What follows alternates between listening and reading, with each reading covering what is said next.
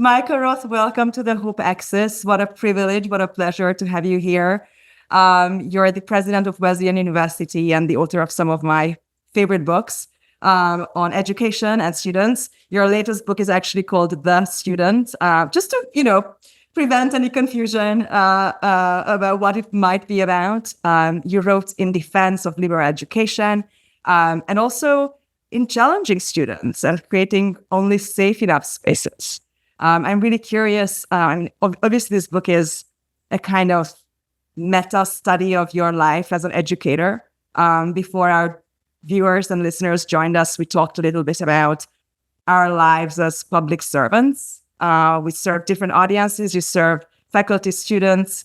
I myself have a different audience, but nevertheless, we dedicate our lives to trying to improve people's lives through more knowledge, more discussion, and more freedom through agency and understanding the world. Welcome to the Hope Axis. How are you feeling, Michael? And how was your summer? Well, thank you for having me. It's a pleasure to be with you and to anything that's called the Hope Axis. It's got to be cool and interesting and I think important these days. And I'm just ending my summer. I got back to campus yesterday morning.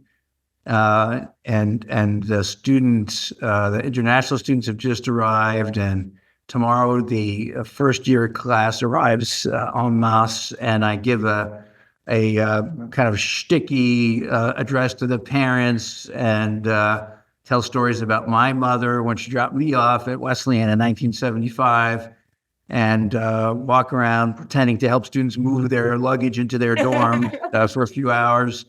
And it'll be my 18th time doing this at Wesleyan, and it's a real pleasure to do it, and I feel very lucky to have the opportunity to do it. How does it feel to be the president of the university where you were an undergrad? I mean, you've spent maybe more of your life there than anywhere else. How? Oh, it is true. It is true. I'm so curious. I have lived at Wesleyan longer than I've lived anywhere else, and it is it's extraordinary. It's wonderfully fulfilling. I never imagined that I would be back here as president. People ask me that all the time, especially the early years. I never imagined being a president until I was appointed one, but my time at Wesleyan in the 70s was incredibly transformative for me. I was joking today with my admissions counselor about early decision. I thought there was I didn't think early decision existed in the 70s because I never had heard of it. And he said, no, it existed. You just never heard of it. So I didn't know anything about college. I didn't know anything about professors. I don't think I'd ever met a professor until I started looking at colleges. My parents didn't have many friends who went to college, neither did they go themselves. So Wesleyan, thanks to the great teachers and my fellow students, just was incredibly liberating and confusing and challenging. And I don't think I've ever worked as hard in my life as I worked when I was a student here. And it felt like the greatest opportunity. I was blessed with wonderful teachers, and especially in history and philosophy here. I was able to study with Louis Mink, who was a great philosopher of history and wrote very little. He wrote a gazetteer of Finnegan's Wake. It was his love project for decades. And he's my idol because I asked him a few years after it came out. He spent more than 20 years in this book. And I said, do you feel good having finished this book? And he said, took a long drag on his pipe, and he said, yeah, I was at a conference on Joyce, and I met a person there, and we had a great conversation. I never would have met him had I not written that book. So I feel good about it. Back in the day when you didn't have to publish until to be able to be a professor, right? Yeah, he was an amazing teacher. We had a Kant seminar with him, and then I had a even more decisive for my life, and it was a seminar on Hegel and other classes with Victor Gurevich, who taught philosophy and political theory here. And that was a great experience, and we became great friends. We did a book together years later on Kovachev and Strauss, because I found letters between the two of them when I was doing my research in Paris. And Victor was just an amazing teacher, very, very different from Louis. He was very tough. I've recorded videos about them for various websites. And he was just a gifted teacher for those people who could learn that way. Wasn't true. I mean, he was very demanding, and I was the kind of person who liked to be, smacked in the head. And then Henry Abeloff, who was in the history department when I was here, became one of the founders of queer theory. He gave this course on intellectual history that was just exquisite. And I tried to model myself as a teacher after Henry. But as he explained to me when I came back, and I was TAing in graduate school, and I said, none of the things I'm trying that you do, none of the things I'm trying work. And he said to me, because he's a little guy, and wispy red hair, and he talked with a little bit of a lisp. And he said to me, "You're too big, my dear." Because he would go right up to the students, get very close to you, when he was talking to you. And so I tried to do this when I was TAing at Princeton, and people would be going, So Henry, and then at Princeton in graduate school, which I did not like, but I had great teachers in Natalie Davis, in Sheldon Wolin in political theory.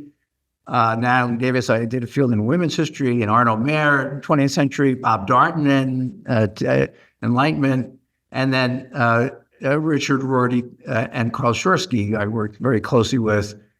Both of them were just very different from one another again, but incredibly gifted teachers. Dick was hysterically funny and incredibly provocative. I mean, very upsetting in a way if you had any kind of allegiance to the normal things. But he did it with a kind of, if you don't like it, just forget about it kind of attitude. Why did you like it? Was like that too.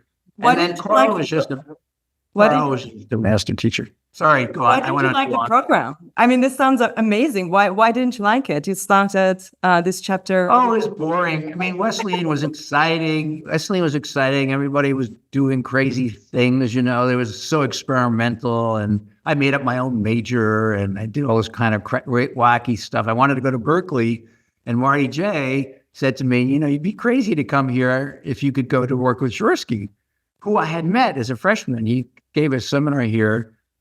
And I fought with him all the time when I took his class on Vienna, and I went to Princeton, and Carl saw me as a disciple of Hayden White, whom I studied at Wesleyan, and so he would always be attacking me in seminar, and the other students in the class were like wondering what's going on.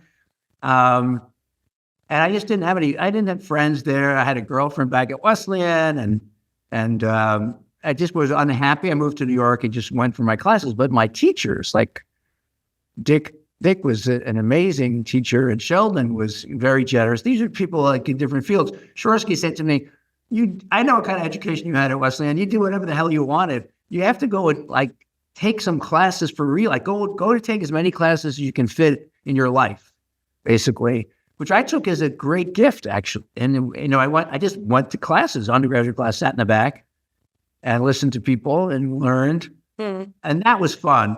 But then I went right to the train station, went to New York. My wife, Kari Weil, who's in animal studies and College of Letters here at Wesleyan, she was at Princeton with me at the same time. I knew who she was, and she was very charismatic. But she had a job in town. She went biking. She went horseback riding. She went swimming in the lake. And I didn't even know there was a lake in Princeton. So I was actually reflecting on my beloved Thinking the 20th Century, where Timothy Snyder interviews Tony Judt, fellow historian of yours. And And when you write so beautifully about the virtue of ignorance and admitting ignorance, right? I mean, Judd has this whole sequence in the book on how different he found to be teaching at Berkeley after years in Cambridge, because in Cambridge, and I think that's true in most, institutions that I studied at in Europe, it's frowned upon to admit ignorance. You're supposed to be just pretending that you know it and then go home and kind of like scramble for the knowledge, and it never happened. And John, like myself, welcomed this American adherence to the old virtue of saying, I don't know, teach me. Yeah. Because all knowledge starts there. And I definitely am a kind of person that, I really like admitting that I don't know things. And I love being in the US and being able to do that. Yes. Whereas where I'm from, it's a much more tense situation. And people might use that against you. I see. Yeah. And it's a difference in cultures. Yeah, I guess I can see that. I lived in France for a few years and studied at the École d'études en sciences sociales. And there was, I guess, some of that. I don't know. I felt like I was playing catch up a lot. Just it was a great experience. I find my students here at Wesleyan, I call on them, willy nilly. I just cold call on people, and they really dislike that. And I think it's not fair. And I say it doesn't matter. I don't care. But I tell them what Hayden told us when I was an undergraduate. He said, when historians don't know the answer, they just say things are more complicated than that. And so I said, if you don't know the answer, learn to wing it. Lesson number one. If you don't know the answer, I tell them, just say things are more complicated than that, Professor Roth. So everybody laughs, and then you go on to it's important to not pretend you know something, because if you pretend you know it, you will never learn it. So. A wonderful friend of mine who's an investigative journalist, and his expertise is getting information out of people. And he once told me over drinks that the best way to get somebody to tell you the truth is by saying the wrong thing. Yeah. Even people who are very, very deeply, dedicated to the secrecy of whatever they're dealing with, will likely not be able to always resist the temptation to correct you. That's so true. There's something in there's a virtue to just deliberately risking saying the dumb thing, because the truth might follow, and you will leave the conversation all the richer with that information. This reminds me of a story that in my virtue class, my virtue and vice class, I have a week on some selections from Aristotle, and I usually say something. Aristotle knows. You look around. Some people have it easier than others. It's easier to be virtuous if you're tall. And they write down. And I just said, and so, but one year, for some reason, I hadn't planned this. I said, it's just hard to be virtuous if you're ugly. And they went crazy. It's classes of maybe 75 students, 65, 70 people raised their hands at once. Like, how could you say that? And I realized I was onto something. I said, well, ugly people, it's really, it's hard for them. They get bitter and it was one young woman, she started yelling at me, President Roth, please stop saying that. You're going to get in trouble. Wait to find out who is on your side, right? And a very animated discussion, but they were so upset with me until finally someone blurted out, but not being ugly or being beautiful is just a privilege. I was like, yeah, exactly. That's what I said. It's having a privilege makes things easier. And they're like, this moment of silence, and they're like, oh.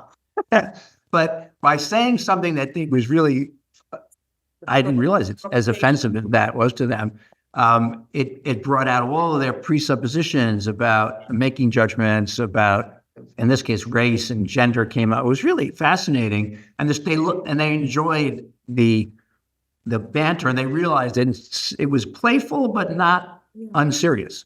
Yeah. And also probing it. I mean, we will talk a little bit about these ancient examples that you bring up that are forever timely. I mean, even the Talmud discusses the moral obligation of saying the truth versus what happens when somebody is ugly. Do you tell them? Right? I mean, it's there in a very ancient text. Before we get into, your writing on Confucius and Socrates and Jesus, all teachers that, unlike the speakers at TED Talks, actually sat down with their disciples, because true authority doesn't need to stand on the stage and keep the audience in the darkness. And here you are sitting down with me. And at interactive events, we also invite everybody, regardless of their status, their rank outside in the world, to see if their ideas survive the conversation, change, and I hope they don't. Tell me how much academia is different today than in 1975. So you've spent these nearly 50 years. And I want to start there to get a little bit of a kind of snapshot of how it used to look, because then your entire oeuvre is about not just documenting the changes, but also taking a very active stance, standing up for what you think should be values that don't change. What would be if we sent one of your undergrads in 2024 back to 1975, what would be the most shocking thing on the first day that they would see, other than you being there? Right? What's the line? To be young was heaven. It was very heaven. It's the Wordsworth on the French Revolution. It was. I think the biggest difference the first difference that comes to mind, maybe it's not the most important one to me, is that the trend towards specialization and the departmentalization of academia has accelerated dramatically. And in some ways, I think I was a kind of young professor who contributed to that, in the sense that I believe very strongly. I was at a liberal arts college, women's college, Scripps College. I believe very strongly in publishing and getting work out and participating. And I still believe in that. But I think over the years, on the faculty side, there's been a switch from, especially at smaller places, of having an allegiance to the institution to having an allegiance to the subfield of your discipline. So if I'm in the history department at Wesleyan or at Harvard or at any good school in the United States, I don't really care what the other historians think about my work. Really, I just care about what the people in my subfield of late medieval Eastern European history think of that. And I don't expect anyone to read my work in the department, let alone the college or university. And when I was a student at Wesleyan in 1975, I think people just were interested in people and their ideas across many disciplines and dimensions. Not everybody, not the whole school, of course. I don't want to be too idealistic, too nostalgic. But I think there was a sense that you belonged to a community that wasn't just your subfield. And so I think the cult of expertise on the faculty side has done great damage to intellectual life on colleges, universities, and contributes to the insularity of academics in the United States, so that they're isolated from one another on a campus, and they're isolated from the rest of the country by and large. On the student side, there's a kind of mirrored effect, I think, which is that students have not only become more specialized in one sense, but they've become much more obsessed with credentials than they ever were, in the last decade or two of the previous century. And they're concerned with credentials because they believe, with some reason, that if they're not immediately successful after graduation, that they will suffer greatly in a winner-take-all economy. So when I was graduating from college in 1978, my beloved teacher, Victor Graves, said to me, the only reason to go to graduate school is to continue your education because you will never get a job, he said to me. There were no jobs in the fields you were interested in. And so he was a tough guy. So I went to see Henry Abelard, the sweetest man on the planet. And he said, no way you'll ever get a job. And they both liked me. They thought I was a smart guy. And then he said, like less than 1%, 2% of people getting PhDs, even from good schools, are going to get real jobs when they graduate. And I said to him, oh, but if I work really hard and apply myself and I'm creative, maybe I'll be in that 2%. And he said to me, that, my dear, is a bourgeois myth, which is about the worst thing you could say to a Wesleyan undergraduate. But when I graduated, my dad, who was a furrier, said to me, well, if it doesn't work out, you're not going to get it. I told him this, if you don't get a job right away, so your uncle drives a cab in New York. My uncle drove a cab. He could fix you up. I had a job in the kitchen on campus. He said, you know how to make some money. You won't starve. So you ought to try it. You'll never know if you don't try. Now, today, I spend a lot of time with very rich people. That's part of my job, is to try to get them to give me money. And they are so concerned about their children, many of whom are automatically very rich people, being able to earn gobs of money. And if they don't, they'll be real losers. And so that sense for students that they have to do something really, really well in order to have any kind of life that they would find respectable. That I don't remember seeing at all among my friends or feeling it that way when I was a student. Is it just the price of education having gone up?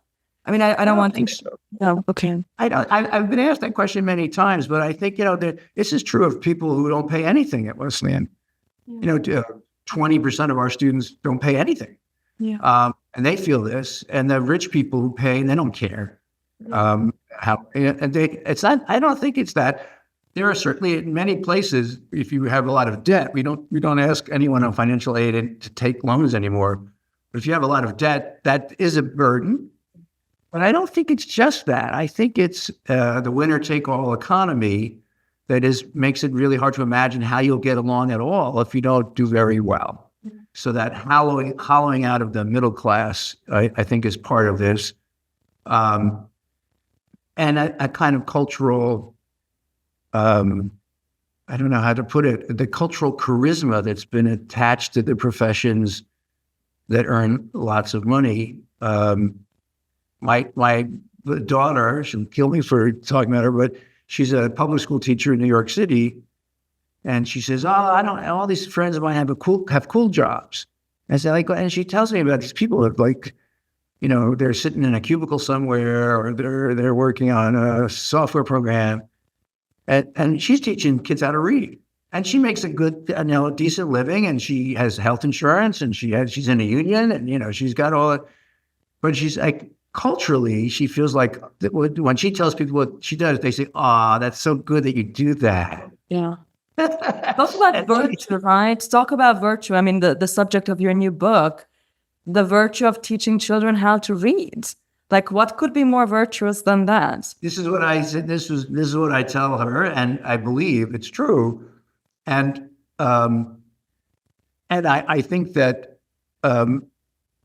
finding ways for students to do fulfilling work that also helps other people is available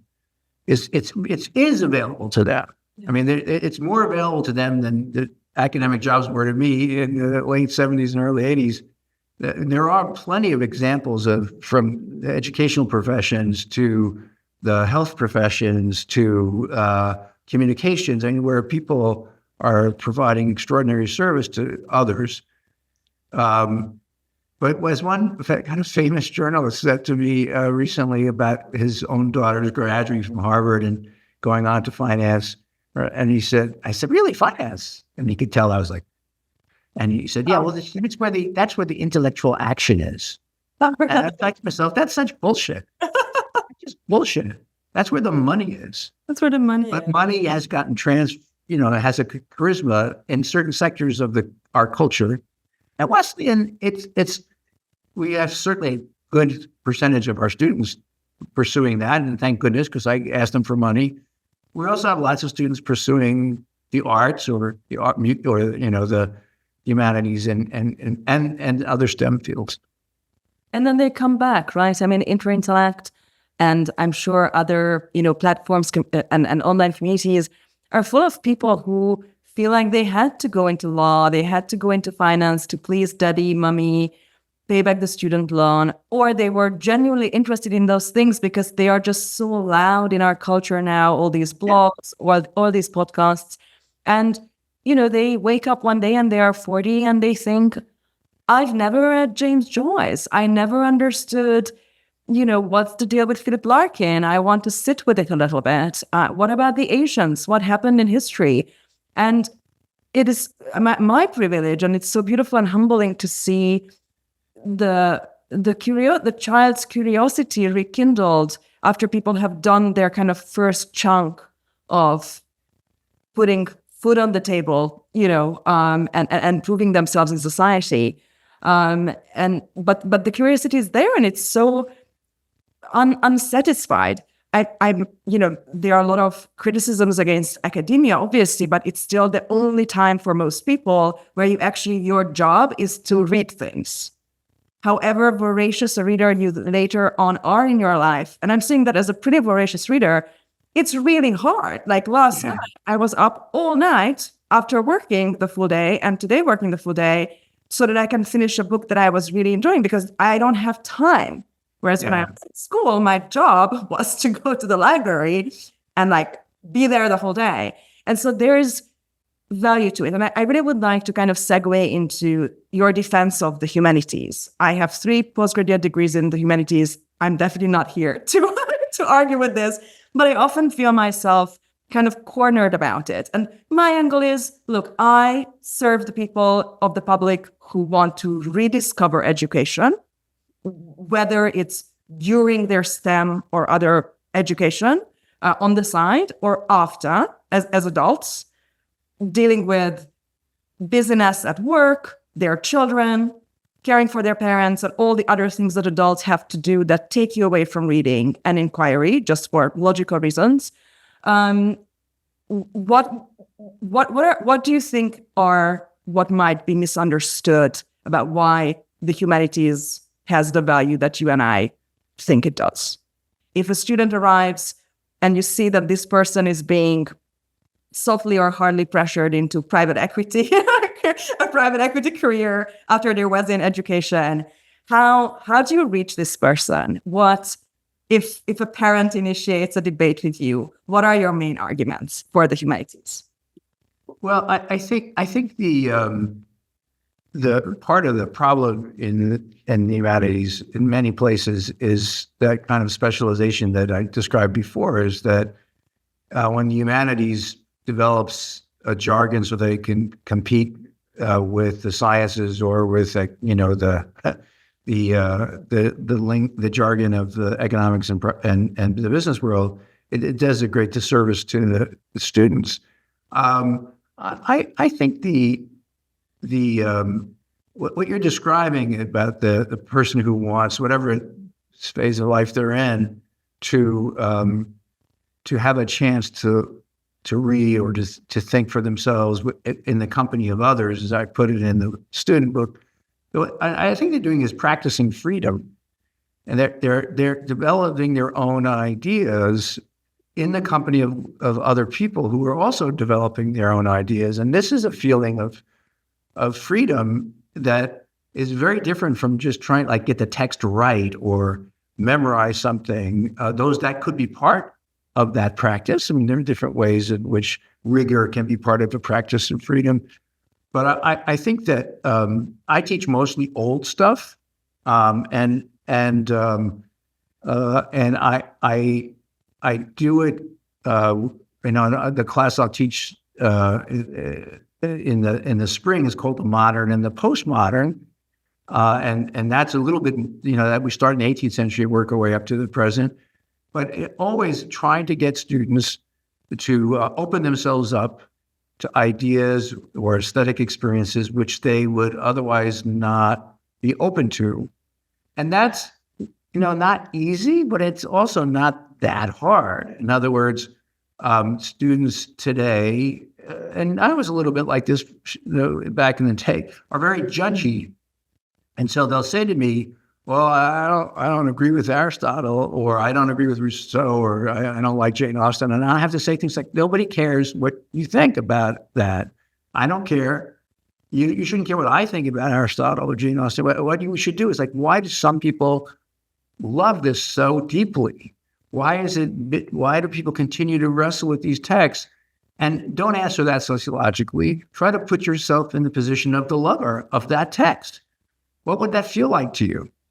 And, it takes a little while, but within a week or two, they're doing it. They know how to do that. Of course, these are Wesleyan students are good. They know how to be good students, but they also feel that's a great pleasure. I teach a film and philosophy class where they watch only old movies. And, in the beginning, they go, oh my God, so slow. Or, and I have to say to them that their job in the class, and it is a kind of freedom, is to put yourself in the position of a person on whom this works, not the position of a person who knows how to dismiss it. It's just a cheap thrill of critical thinking, which I think it's way overrated. And so I want them to tell me why someone loves this. And in order to tell you why someone loves it, you have to actually say, I know why they find that beautiful. And that's when you could do that. When you can say, I can find this beautiful, even at the end of the day, it's not what you would be drawn to. That is an expansion of your life. That is an expansion of your freedom, and you practice it. And I think that what you're doing with the podcast and with the salons you're doing, I think what you're giving people is an opportunity to be free in a way where they're with other people and some important work of art or literature, philosophy, ideas that allows them to exercise their freedom. And I think, this notion that being a student is practicing freedom, I think it comes from the 18th century, and it works its way through the education systems in different permutations. But I think it's extremely powerful. And so, my class will be, one of the biggest classes we have here. And a friend of mine who's a philosopher of history, Ethan Kleinberg, he wrote me today. He's doing a course on time machines. It's about haunting and trauma, and he's got more students he knows what to do with.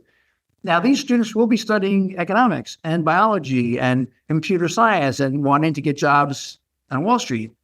And that's, God bless. I think that's great. But they also want to feel what it's like to think experimentally and to open themselves to as expansive aesthetic experience. Do you deliberately seek catharsis in people? You want to administer to some people, their first cathartic experience? No one has ever asked me that question. I have to give hats off to you. I've done so many of these things. No one has ever asked me that question. It's such a great question. Gosh, yes. Of course. Yes. No, I would teach. I used to teach the intro history class. And if I didn't have people crying in a class where we're dealing with traumatic You were doing it wrong. I was doing it wrong. And I still believe that. Yeah. I was 28 years old or whatever, maybe less. And I would be teaching a course on World War II or a section on World War II or on the 30 Years War. And if they just write down World War I, I'm like, I'm failing. I want them to begin to feel what it's like to consider this. Not like they were there. I don't believe that, but to consider this. And when I sat in a room with Karl Schursky and listened to Wagner, because I wanted to just be in his good graces, I thought, I don't know. I never met anyone who went to an opera. And I sat there, and Karl turned us on to this music in a way that was world opening. And And for years I used to teach a little part of Tristan and Isolde to my undergraduates, and I would say we would go to the edge of class, and I said, I can't let you leave because you might do something rash. We have to get to Liebestod because you might leave here and do something crazy. It's because like. Oh my God. I mean, and so I think that whatever you're teaching, you have this period in just like chronological literature education where, the pieces make you suicidal. Like there's a time when all the undergrads are depressed and you can see them from afar and, like they are doing Russian realism right now. Leave them alone. Bring an army blanket, Yeah, it's part of the fact. Tea in a paper cup. My first rough right now, My first night in the philosophy and film class, which is, I want to, I go through the syllabus and I show them Night and Fog, and I warned them before we do the film. I go through this. I said, we're gonna tonight. It's Holocaust films. Then it's Capturing the Freedmans. Then it's Act of Killing. It's really the hard films. Like 4 weeks. Act of Killing in class. Yeah, I show them. Allowed to do that? I'm the president. I do whatever I want. And so taking up spaces, right? And so after this student told me a few years after she took the class, she said, after that first class, I went into the field and wept. No. And I said, stupidly, I guess, that's great. That's great. And she said, no, it wasn't great. Yeah, actually, I think it was great. It was great. Yeah. Because you should weep. You should weep. Yeah. We are. It's such a great film because although they've been inundated with horrible images and Holocaust stories, Night and Fog, still that when that film is over, I don't say a word. Just turn the lights on, they go. But they're like, wow. And that's part of the experience is working through that. I've had, and I do, and I never thought about it as seeking catharsis, but I want to see that it works on them and not just up here. I will stop talking about my degrees in a moment, but I feel like with you, I can talk about this. This is a safe enough space. One of my other degrees is in philosophy of art, and we did study a lot of like traditional ethics, but obviously, there's always an undertone of the role of art and the role of like what you're talking about, which is to teach a student to not push it away, however foreign, however anachronistic, however outdated in its worldview. And I'm somebody who really likes reading about Aristotelian ethics myself, and virtue ethics, have debates with Californian VCs about whether they should have so-called grandma ethics or not, outliers, et cetera, et cetera. I personally really am attracted to the Kierkegaardian idea of personal morality as well, and Fear and Trembling is one of my great philosophy books in my life. But there is something so jarring about how practically even pro-Aristotelian thinkers approach virtue ethics these days, right? It's almost like a bullet point: dedicate yourself to your work, act ethically, and then you will become an ethical person. And they miss out on how none of this makes sense without catharsis. If you take poetics and Aristotelian thinking on the role of art into the question, you understand that it doesn't work without the pressure valve that says you will only be able to be the upstanding citizen, devoting yourself into the repeated, competent kind of undertaking of being a good member of society, if you also have this completely wild, crazy, cathartic life where you imagine dying, murdering, lying, being lost at sea for 11 years through these characters and these actors, so you don't have to do it. Yeah. So it's not naive. It doesn't, assume that we can be perfect. You can be perfect if you have this, almost like Freudian life of the very Freudian. Crazy. You're right about Freud. So this. I am just like doing my talk here. You need to have it. And doing film and philosophy is a little bit this like Apollonian, Dionysian together, right? Like, yeah, you can then go and write nice papers, but first sit and watch the act of killing and weep on the cross, because the two go together. Yeah, absolutely. Absolutely. No, I think that that modality of whether you call it a safety valve or sublimation, or and it could be, of course, scapegoating. And I wrote a piece in either Salon or Slate in the fall about teaching civilization as discontent in late October last year. And someone said, "Can we talk about Gaza?" And October 7th. And I said, "No, and that's not, you don't need me to talk to you about that. You need me to talk to you about Freud." So we were reading Civilization's Discontents, which of course was perfect for that moment. And I do think that it gives these kinds of experiences in humanities classes, gives students an opportunity to work through some extremely painful and beautiful, murderous and aspirational ideas and facts in ways that stick with them somehow. I mean, it enlivens their spirit, and it allows them to think experimentally, collaboratively, and I do. I enjoy having the frosh in the class, and as well as the advanced students in there. So I have a big range, and I always like that. And just, I would imagine being there, but there's a work that has been so familiar to you for so many decades, and then to be there in that sacred moment when somebody first reads it, but first hears about an idea, and see that that sounds. That's so interesting. Yeah, I mean, and I find things, each year. And in the movies, I actually watch them every year with the students. I've seen these films sometimes 15 times or more. And one year I had a TA who said, "You don't have to come, I'll be here." So I didn't go. I felt kind of silly going. And then I really missed it, because when I watch them again, it's not just, of course, thinking, it's the affective dimension. And it's, I do teach, I have the job of being the president, so I don't have as much time to spend with the text as I would if I were teaching without being the president. But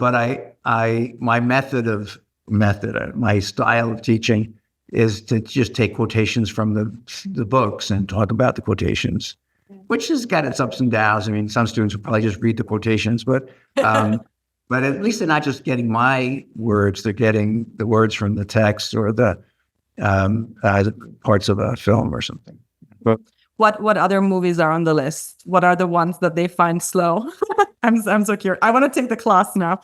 So it's really, I started teaching this in like the 80s, inspired by Stanley Cavell's class that I heard about on philosophy in the movies. And it was called and it's still something that I called The Past on Film. It's about doing philosophy of history through the movies. And in the beginning, I was crazy, and I didn't have any reading. It was all movies. And I mean, I showed Showa. I showed 9 hours of Showa in 2 days. And I sat by the door. I was such a jerk. I sat by the door. If you went out to pee, I thought I basically said, "You're a Nazi." That's how I grew up. That was my university. Our film class was Tuesday, 9 a.m., which when I was a student was like if you woke me up at 3:30 a.m. these days. And we had to watch all of Bergman, Lanzmann, everything 9 a.m. with your little coffee from the machine. That's their. Yeah, I teach mine at night. I teach the. We should see movies at night, so we see. Now I've done it. I do it. We read philosophy, but we watch. We start off with Night and Fog, and then a short film of Ria Tajiri's called History and Memory about the internment concentration camps for Asian Americans. And then we watch Act of Killing, and then we watch Capturing the Freedmans. And then what else? Let's see. We've been watching, in recent years, we've watched a movie called Time by Garrett Bradley. It's about a woman whose husband is imprisoned for about 20 some odd years when she has 3 little kids with him. She was pregnant with kids, twins, when they both committed a crime, and he was sent to prison for all this time. And she kept video diary of this, so it's quite amazing. It's beautiful, a very beautiful film, and so there's that the section of and sometimes we watch Paris is Burning in that section, and then, but the bulk of the course is just classic Hollywood films, different genres. So, say now Voyager, we would watch Stella Dallas in melodrama. We watch Casablanca some years Citizen Kane. All of them, I'm interested in how they have a teaching about how to make sense of the past. And we watch a comedy, sometimes my favorite, Lady Eve, sometimes Sullivan's Travels, Preston Sturges films. We watch some great films from the 50s, like Out of the Past, Robert Mitchum's film that is just gorgeous and full of incredible, these film noir lines. And then we really end the core of the class with Vertigo. And then I try to show the last day I show a contemporary film, which for years I was showing Groundhog Day. And then some wise-ass student said, that's not a contemporary film, which he was right, of course. And so then I switched to I switched because students called me up the day Eternal Sunshine of the Spotless Mind was released. I had at least 5 or 6 messages from students around the world saying, this is a course for you in your class. And I had seen it the day it opened. And I do now end the class. That's a good friend. That's a good friend who knows. Yeah. And these are former students. And I end the class with that now. And someone will say, that's not a contemporary film, but it is a wonderful film with which to end. That's beautiful. If you really want more crying on the grass, add to the documentary section Werner Herzog's On Death Row. I don't know if you can. It's probably I had the most. There are 2 movies for me where I'm still in a philosophical debate about them with my friends. One is On Death Row, which is a 4-episode HBO series. I had the chance to watch it at the Berlin Film Festival, and Herzog was there, and he just wanted to leave the stage. And the organizers were like, Werner, you have to get lost right now because these people are already, signing up for 4 hours with no toilet breaks, And the other one is Embers, Incendie. It's a French-Canadian movie, the first Villeneuve movie. It's probably... Embers? I think it's called Embers in English, Incendie in French. Incendie. Yeah, it's a French-Canadian movie. Definitely for me, that one and The White Ribbon. I think even Merve, Emre, and I just on a phone call discussed this because you watch them, Embers and The White Ribbon, and they haunt you for years because there's something there that is an unresolvable philosophical question about how things are and how they should be. And they never... Oh, I have not seen Incendie, and I will. I'm sorry in advance, okay? I from the grass. This film by a Canadian film, Stories We Tell, Sarah Polley. Oh, yeah. Yeah. I thought it worked very well in this class. Beautiful as well. Her other movie, I think Life Without Me is actually, she's only starring in it. I will have to look into it. Wow. I took the Robert McKee seminar on Casablanca, where you watch the movie frame by frame, and it is very, very philosophical. Before we run out of time, we will have to give you back to academia after this brief excursion into startup land. Let's talk a little bit about the ancients. You mentioned talking about or reading Freud with a group of students, kind of instead of talking about something of the moment, whether that's Gaza or years ago, a different war, a different calamity, a different catastrophe. How do you think it's intuitive to your students that there is something the timeless wisdom is there in these writers, or is it something that every year you have to kind of prove to them? Is it a legal case to be made, or something where we're just there to witness their? If I use the phrase "timeless wisdom," I think that they would reject it, and maybe rightly so. That's why you are doing this job and not me. No, I think I go to a Torah study group every whenever I can, most Shabbats, and there are people there who think that Torah has timeless wisdom or even explicit instructions. I think it has, it's an invitation to wrestle with the text. And if someone really pressed me and said, well, you could read another thing and wrestle with it, and I'd say, sure, you can, but I know these are good enough to wrestle with, and they've been around a long time, which I think I have a prejudice in favor of that. I remember, in the heyday of structuralism, I heard a talk with Roman Jakobson and here at Wesleyan, and I think it was Stephen Holmes actually was visiting at the time. He said, "You gave us this poem of E. Cummings, but you actually think it doesn't matter if it's E. Cummings, Shakespeare, or a greeting card. It's the same. It's the same mechanism." He's like, "Yeah, it doesn't really matter." Like, he didn't really care about quality. I'm not like that. I do care about quality, and I want them to see, not a priori, but in the actual wrestling with the text, that something happens that is really worth thinking about and remembering. But I if someone says to me, "Yeah, but you should see Ensemble, that's just as good as the stuff you're showing," I'm thinking, okay, I should check it out. Or, I've been reading Madame Bovary with my students for a long time, but it's because the sentimental education is a little longer. But if they said, you're really missing, because I should read the sentiment, someone might say Balzac, but I would think that's like someone who says to me, you should listen to Led Zeppelin instead of Bob Dylan. I mean, I think, okay, I'm not that interested in you. Do both. You can do both, but life is short. So I think the key is to show students that when they work with the text, it's exciting and it's provocative and it's scary and it's, and my job is to get them to at least open themselves up to have that experience with the text. And the text, of course, then they do all the work themselves. They're just, the issues that they pose seem to me very, very relevant, even if they're relevant to us in ways that are quite different from the ways they were relevant 300 years ago or a few thousand years ago.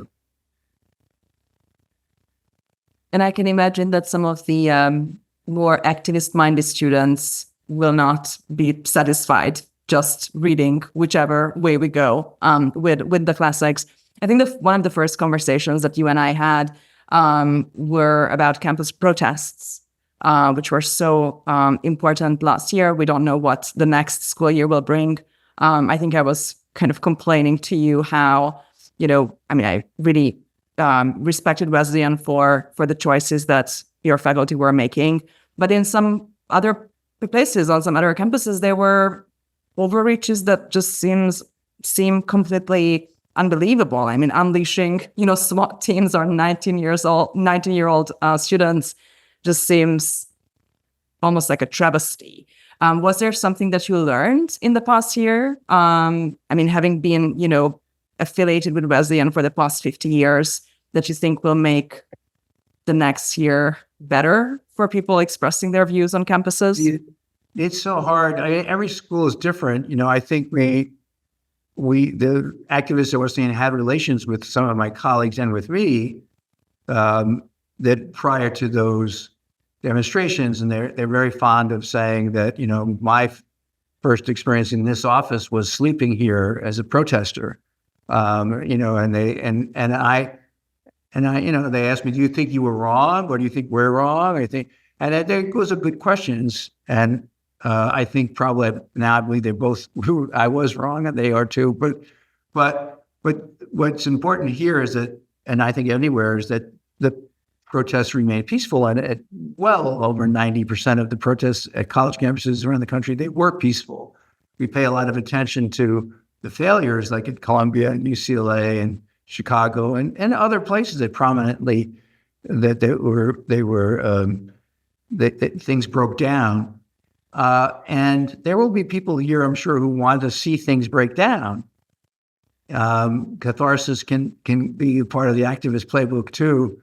And my job is to keep that from happening as best I can, while still allowing for as freedom of expression and assembly. And so I feel, I've been very vocal in the public sphere about these things. I want our students to be more political. I think, calling for divestment is a distraction from the real issues of the day, which will really come home on November 5th. And I'd love our students to actually, take the semester off and go work on a campaign or work at it for an organization. We give them money to travel to swing states to work.